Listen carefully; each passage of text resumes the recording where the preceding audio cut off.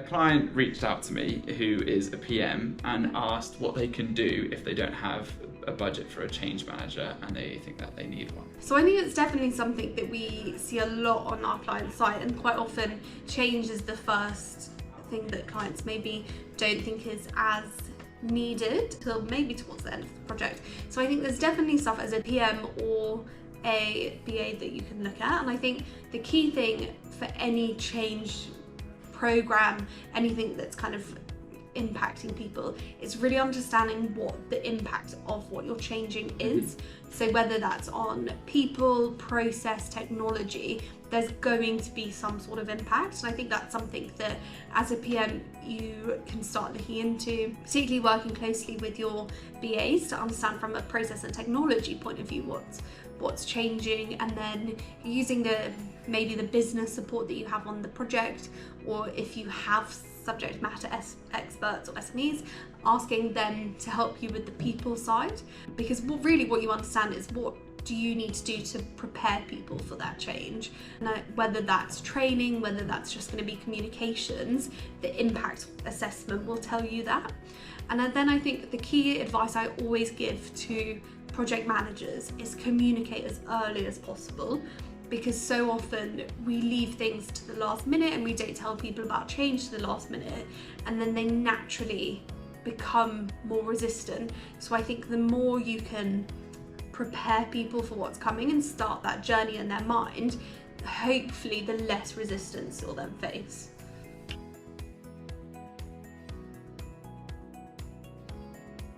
Okay, and what do you think makes people resistant to change?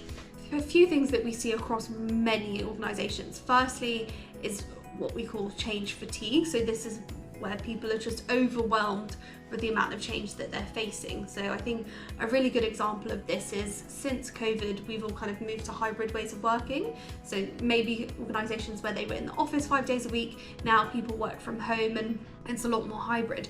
And as much as that might seem like a really simple change and it might seem like people's choice, it's still really impacted their ways of working. We've all had to kind of adjust to what that looks like, and I think when we were all working from home it was a lot simpler, whereas now when you've got some people in the office, some people working from home, it's a huge shift for most organisations. So I think that, plus all the other transformations that might be happening within an organisation, it makes people slightly overwhelmed, and we can only kind of deal with so much change at once, even in our personal lives. I think we all see that. So I think that change fatigue can be a huge problem.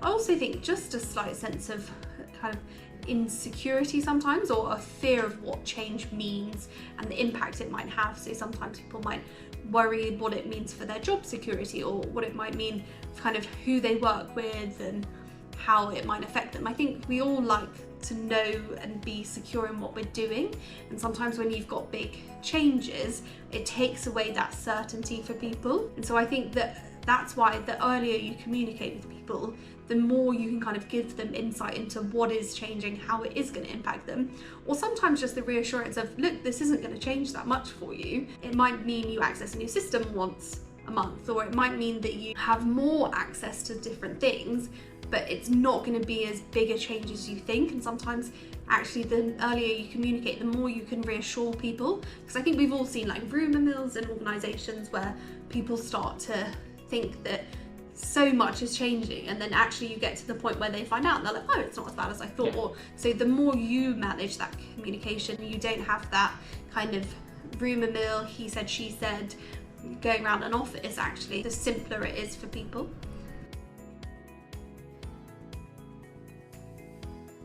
What key activities do you think make change successful? So for me, it's definitely an impact assessment to really understand what that current transition and future state are going to be, because so often we look at what that transition state is, but we forget that when the project comes to an end, what's that going to look like for people? How are you going to make sure it continues to be a success? So often a change manager will come in and look at those kind of KPIs moving forward. So I think if as a project manager you can kind of define those metrics and make sure that they're in place, so when you've kind of moved on to either the next project or moved on, you know that things are set up to still be successful. I also think understanding from a training point of view, how do you set people impacted up for success, because essentially that's what's going to make the project successful. Whether that's training, whether that's communication, what does that look like? Establishing that yourself and kind of taking that ownership, I'd say, is really important. And I will keep saying it, but communicate, communicate, communicate.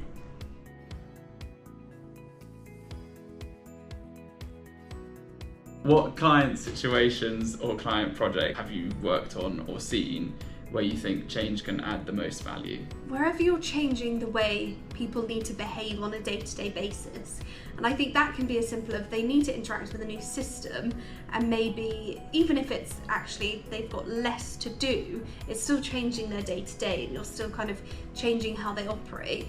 So I would say where you get people from a change perspective in as early as possible to understand that and really take people on that journey, because I guess on the flip side, where I've seen it be unsuccessful or where I've seen projects fail because of a change element is where they haven't had change involved and they've tried to kind of do it either behind the scenes or they've tried to kind of manage it themselves, and naturally everyone's busy on project work, it's such a high demand, so much has just kind of fallen away and they haven't communicated with people, they haven't trained people, they haven't set people up for success. So I think it's people underestimate the amount of pre-work that goes into change management, and that's why impact assessments are so critical for a successful change, because if you don't understand what's changing, how can you make sure it's successful?